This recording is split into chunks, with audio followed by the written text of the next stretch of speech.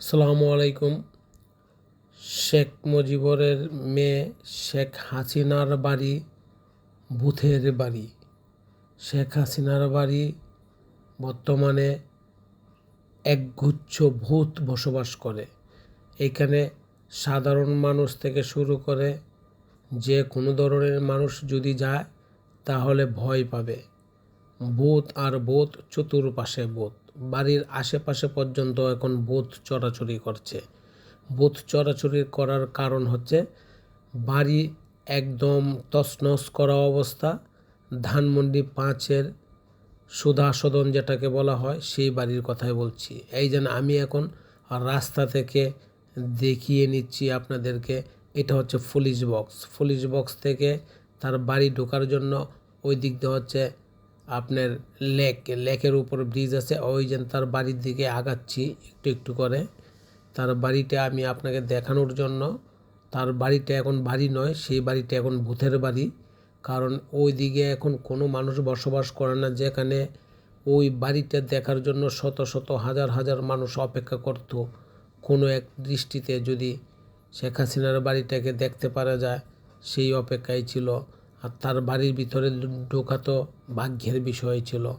আর এখনও ঠিক ভাগ্যের বিষয়ই। কারণ হচ্ছে এখন ভূতের মাঝখানে কিভাবে যাবে এটাও একটা দুর্ভাগ্য, যার জন্য শেখ হাসিনার বাড়ি ভূতের বাড়ি, অর্থাৎ সাবেক প্রধানমন্ত্রীর বাড়ি ভূতের বাড়ির পরিণত হয়েছে। এই জন্য আমি আপনাদেরকে তার বাড়ির আঙ্গিনার সব জিনিস দেখাচ্ছি। আমি নিজেই ভয় পাচ্ছি। এখন কিন্তু উন্মুক্ত, ইচ্ছা করলেই আমি ঢুকতে পারতাম, কিন্তু আমি ঢুকি নাই ভয়ে, ভূতের ভয়ে। ওই যে দেখেন বাড়ির অবস্থা কি। এইগুলো হচ্ছে ফ্রন্ট সাইড। আর ব্যাক সাইডে যাব সেই স্বপ্ন বা সেই সাহস আমার নেই ভাই। কিভাবে যাব?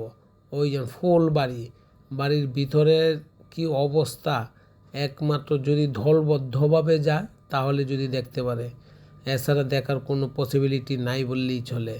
আর সাহস, এখানে গেলে সাহস হারিয়ে যাবে সব কিছু ভূতের জন্য। কারণ ভূতকে সবাই ভয় পায়। হ্যাঁ, ভূতকে সবাই ভয় পায়, কেউ ভয় পায় না এটা বলতে পারবে না।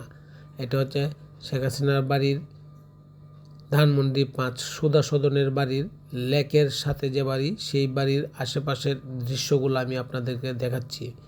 দেখেন, কালকে যে প্রধানমন্ত্রী, আজকে সে ভিখারি। কালকে যে প্রধানমন্ত্রী 10 লক্ষ রোহিঙ্গাকে বাংলাদেশে বসবাস করার জন্য নিয়ে আসছে, সেই প্রধানমন্ত্রী এখন ইন্ডিয়ার রোহিঙ্গা। দেখেন এই পিছনের রাস্তা, যে রাস্তা দিয়ে মানুষ চলাচল করতো পিএমের বাড়ি দেখার জন্য, কোনো ওসিলায় যদি সেই পিএমের বাড়ির ভিতরে ঢুকতে পারে, সেই মনোরম পরিবেশ দেখতে পারবে, সেই আশা, সেই স্বপ্ন নিয়ে অনেকেই এই বাড়ির সামনে দাঁড়িয়ে থাকতো, বাড়ির সামনে বসে থাকতো। কিন্তু এখন তখনকার সময় ছিল ভাগ্যের বিষয় ঢোকা, ভাগ্যের বিষয়। আর এখনকার সময়ও কিন্তু ভাগ্যেরই বিষয়। কারণ কি, এখানে ঢুকতে এখন সাহসের প্রয়োজন। হ্যাঁ, অনেকেই অনেক কিছু লেখছে, স্বৈরাচার, আগডুম বাগডুম, হ্যাঁ অনেক কিছু লেখা আছে। ভাই আমি এটার ভিতরে অনেক চেষ্টা করছি, অনেক সাহস আনার জন্য প্রস্তুত নিয়েছি, কিন্তু আমি প্রস্তুত নিতে পারি নাই, বা প্রস্তুত হতে পারি নাই, বা সাহস নিতে পারি নাই যে বাড়ির ভিতরে ঢুকবো, ঢুকিয়া কিছুটা জিনিস দেখব বা ভিডিও করব। কারণ আমি ভয় পেয়েছি। এত নিরিবিলি, এত নিস্তব্ধতা, এত ভাঙ্গাচুঙ্গা, মানে আমি ইতিপূর্বে কখনো দেখিনি। সম্মানিত ভাইয়েরা, আপনারা বুঝতে পারছেন, হেডিং দেখেই হয়তো বা আপনারা অনেকেই অনেক ধরনের মন্তব্য করতেছেন বা করবেন। আসলে কিন্তু আমি দলমত নির্বিশেষে এখন যা বলছি তাই দেখাচ্ছি।